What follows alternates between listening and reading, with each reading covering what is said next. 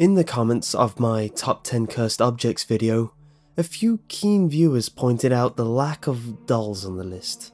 Well, I was saving them for this special video, the top 10 cursed dolls. Number 10. Pupa, the haunted doll. Pupa is a doll just over a foot tall, with a blue dress and oversized matching blue bow on top of her blonde curls. The original owner of Pupa was given the doll at the young age of 5 years old and had her up until 2005. She only had one owner to actually play with her. The young girl cherished the doll all her life and travelled with her from Italy during World War II to the United States, where she stays tonight. When her owner died, Pupa was put into a display case in her home, and it has since then been reported that she does not like it, tapping on the glass, pushing other things nearby in the display case away from her. When the family comes to check on her, they find that her hand is firmly pressed against the glass, her legs crossed when she is not left in that position. Even on some accounts, there has been child handprints smudged and the words "Pupa no" on the display glass.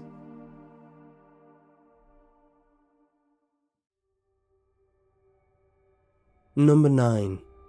Mandy the doll. Mandy is an antique porcelain baby doll from the 1900s and is over 90 years old. She has a cracked face and a little baby sheep toy and currently resides in a British Columbian museum. Before she was donated, her owners would hear a baby crying in the middle of the night, but upon investigating, they found no baby, only an open window and Mandy. When she was placed in the museum, at first she had no official spot and would float from spot to spot. Things would go missing, pens, papers, lunches. Some would appear, but some would never come back. And when she did find spots, it was found she couldn't sit with others and she would have to have her own display case. She would often harm other dolls, but when she would be placed alone, she would throw temper tantrums and papers would be thrown everywhere. Electrical equipment would malfunction. Other times, guests and staff had found her eyes watching them and have even reported seeing her blink as they walked by her.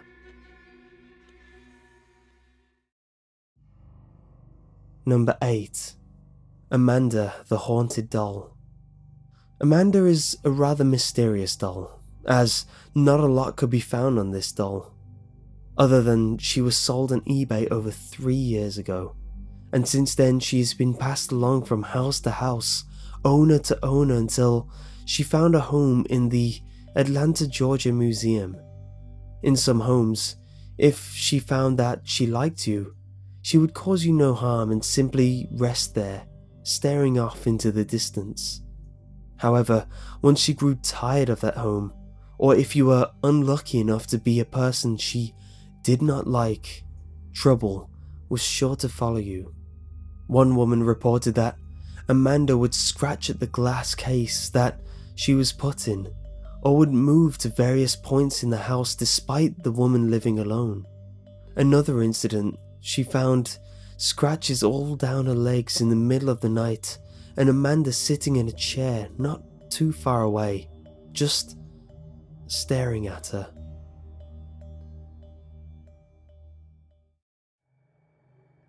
Number 7.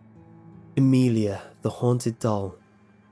Amelia was originally a gift from the King of Italy to the daughter of the captain of the Royal Guard over 100 years ago. She was cherished dearly and managed to survive both world wars with the loss of both her arms and a bit of her head. Despite the fact the condition she was in, she was always rescued from the rubble of war. The last time she was rescued, the woman who uncovered her was fatally wounded and is said to have taken up residence in the doll.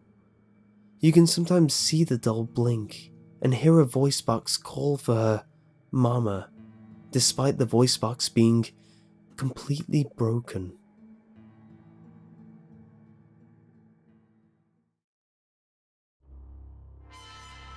Number 6. Haunted Barbie. During World War II, both the English and Germans disliked each other greatly, and both wanted the other out of their country and to colonies they had settled. One German family who owned a coffee plantation in Singapore were being seized and rounded up for questioning, had a daughter who managed to escape into the woods behind their home. Unfortunately, she fell from a cliff and died. To keep the spirit from becoming an angry one, the villagers built the girl a shrine and prayed to her. The lady, Natuk Kong Shrine. There, they had first a simple altar with the cross she wore around her neck when she had died. An Australian man reported to have had a reoccurring dream 3 nights in a row. A small girl would lead him into a store and show him a doll and asked him to buy it for her and place it at the Lady Natuk Kong Shrine, her shrine. He would do as the girl had told him to do, just on a whim, and to his surprise, the exact doll was there.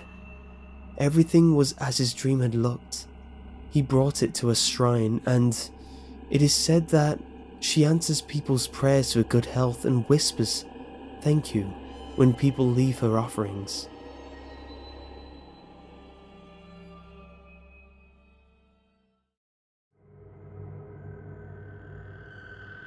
Number 5. Baby.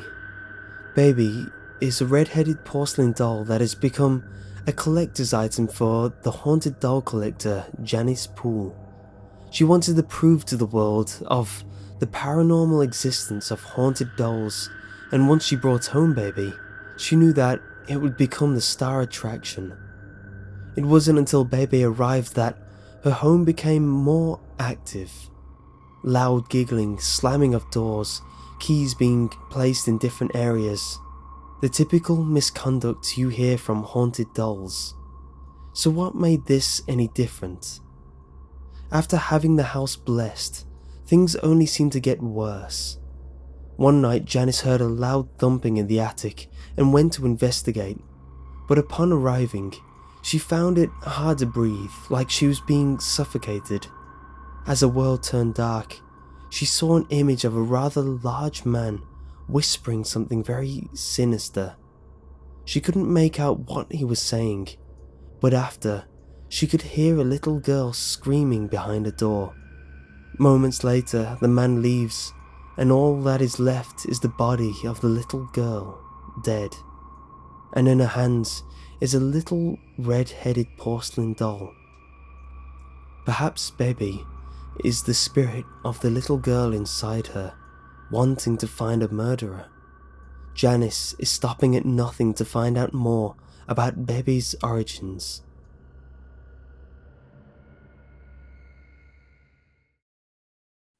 Number 4. Robert the Doll. Robert, given his name from his original owner, Robert Eugene Otto, is said to be a haunted doll located in the Key West area. He looks like an early 20th century Navy soldier holding a stuffed lion. Eugene was given the doll by a disgruntled servant who was well versed in black magic and voodoo. Apparently, the servant was angry with the family for their treatment and opted to give Eugene a cursed doll as repayment. Soon, it was apparent that there was something wrong with the doll. Eugene could be heard talking to the doll, and they heard the doll talk back. Of course, at first they assumed it was just the child talking back for the doll in a different voice. Later, their stories changed as stranger and stranger things happened. Their neighbours swore they saw the doll moving from window to window when the family was gone. Other times, the doll would giggle a most awful giggle. Even the family saw it running in between rooms. In the middle of the night, Eugene would scream. His parents would rush to his aid and find that furniture would be knocked over and things scattered about. When questioned, he would scream, "Robert did it." When Eugene died, Robert was left in the attic until a new family moved in. A 10-year-old girl would become Robert's new owner, not for long. For Robert, in the middle of the night, would move about and often try to attack her. The young girl claimed that the doll was out to kill her and that he was very much alive.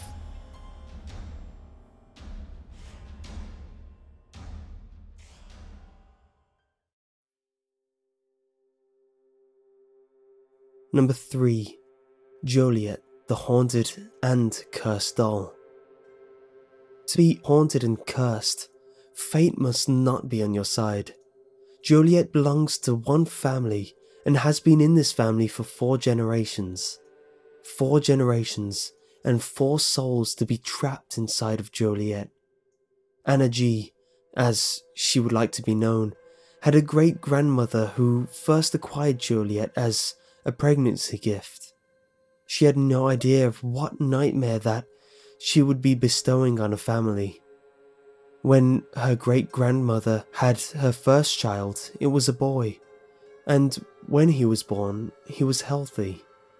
Little did Anna's great-grandmother know, 3 days later an illness would take him from her, and she would be left with Joliet.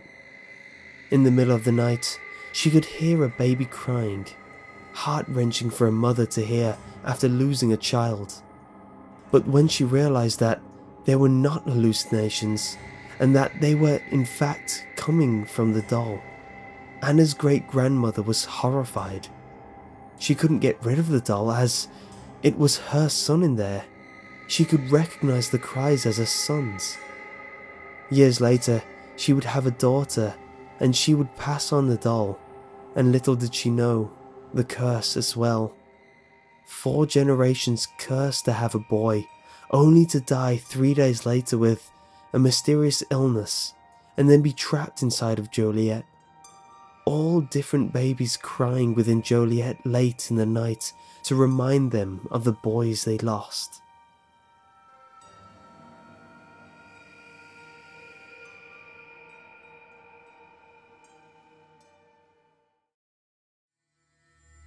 Number 2.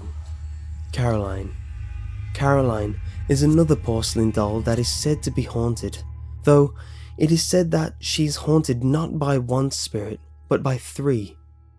Unlike Joliet, this is not under sad or disheartening circumstances.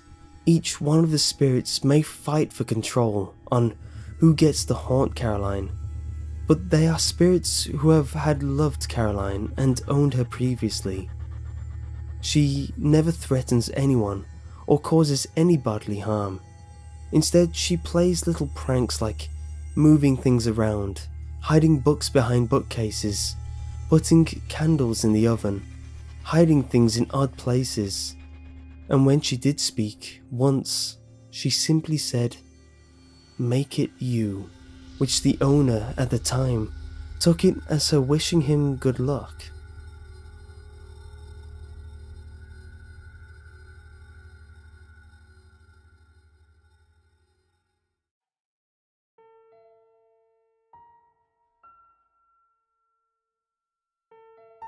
And number 1. Annabelle. Annabelle is perhaps the more famous of all the cursed dolls, as she has been featured in the movie The Conjuring. Though the events of the movie have been exaggerated, it is based on some truths. Annabelle is a real doll, and the Warrens are real people. They have a real collection of cursed objects, Annabelle being a part of it. However, she is not a porcelain doll as it was depicted in the film. She is a classic Raggedy Ann doll that is child-sized. Annabelle was bought as a birthday present for a graduating nurse. Donna, the nurse, had no idea what kind of horrors she was going to be in for. She would leave Annabelle tossed on the bed while she went out, but soon realized something was amiss. The doll's position would move. Hands and legs would be crossed when they would be thrown out, and vice versa. Soon, Donna and her roommate, Angie, would notice that Annabelle would even appear in different rooms when she was left in the bedroom, or worse, when they would open the door and find the doll appearing to be frozen, standing or leaning against the chair, as if it was just caught walking, and it was playing a game of red light, green light. That's only the tip of the iceberg of paranormal activity, however. Donna and Angie would come home and find little pieces of parchment, specifically parchment paper with messages like "Help us" or "Help Lou" scribbled in childlike handwriting. Aside from unnerving scribbles, Donna and her roommate had no parchment in the apartment for anyone to write that, Lou being their friend that would occasionally come over. When the doll started to have blood drops on it, they called for a medium who told them that a little girl ghost was haunting them, but that it was friendly and wanted to inhabit the doll because she was scared and had died in the apartment complex.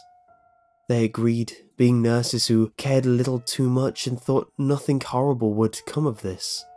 Lou was not convinced. When the ghost took over the doll, he felt an even darker presence in the nurse's home. Lou advised Donna to get rid of the doll, but she of course refused. Later that night, Lou found himself waking up in the middle of the night, unable to move.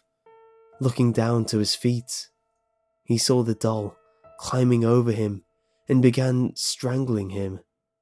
He was unable to move or defend himself. His world went black and passed out. The next evening, he went to Donna's apartment to plan for their road trip, keeping the previous events to himself for now. That was when the noises started shuffling from Donna's room. Lou went to investigate, and upon entering the room found no one but Annabelle. Turning to leave, he was cut 7 times across the chest, claw-like marks diagonally and horizontally across his chest. That was when Donna was convinced that something more sinister was happening, and for that, the Warrens were called. It took no time for the Warrens to discover that it was no ghost that the trio of young adults were dealing with, but in fact a demon, an evil spirit. It was using the doll to trick them into thinking it was possessed by a ghost of a small girl to gain their trust and soon attempt to possess them. Quickly, they exorcised the demon from the home but took the doll with them. But it seems the demon would not let go of the doll, and while on their way back home, the Warrens would lose their brakes and power steering multiple times during sharp turns or near other, much bigger cars. Until, of course, Ed Warren dosed Annabelle with holy water, and there she remained still until they returned home.